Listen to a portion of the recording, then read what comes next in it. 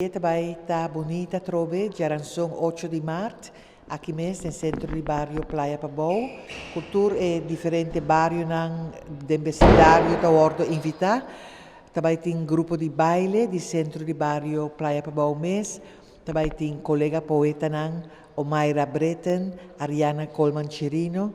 Pero nos guest speaker, nos orador principal, está uma senhora hope importante, ora trata pertenencia y gerencia.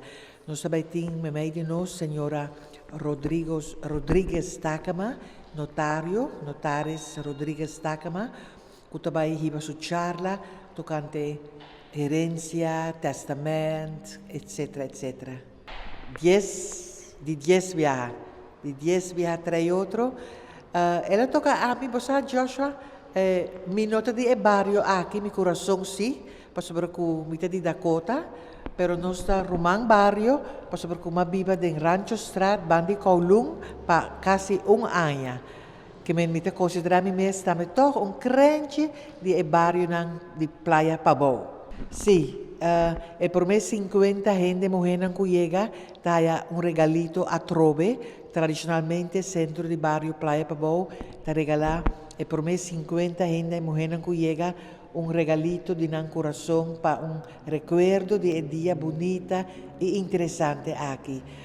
Pareja nan por bem também, dus vou bem como partner, para sobre que tour gente está welcome e bobin também está sim junto conosco agora com mais para tratar a pareja feminino mais bonita, mais dulce ainda. De Humber está welcome para bem.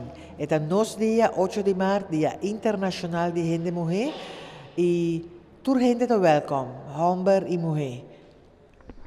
Invitação para de bolso, gente mulher de que idade para que idade of tour por chegar. No, nós estamos por compreender e charla, tá bom bem. Não é echt uma atividade para muita de 2 ou 3 ou 4 anos, mas se você mama e você bem e você não tem opas e se você por sinta quieto, três se você sinta de você coche para a mama não perder a oportunidade de seguir o programa aqui. Tem invitado, cantante especial na escola anterior, tem diferentes artistas também que vêm presenciar, sabe? A fazer como uma surpresa.